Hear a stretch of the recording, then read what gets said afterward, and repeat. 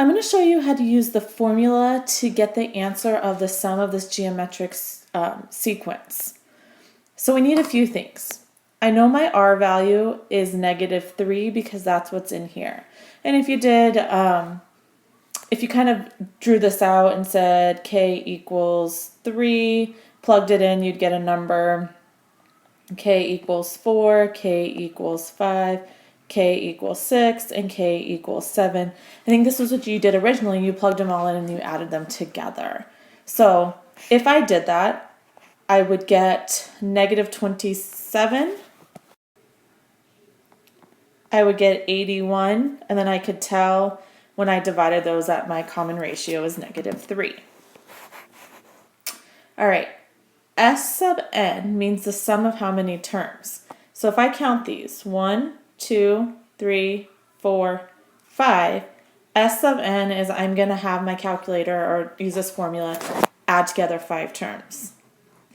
A sub 1, now here's probably the tricky part. A sub 1 is the first term in the series that I'm trying to add.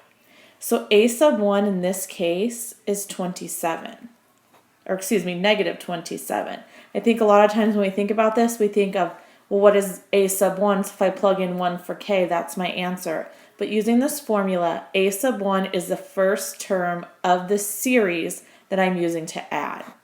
So when I plug into the formula, I want the sum of 5 terms, -27, 1 minus -3, n is the fifth, over 1 minus -3.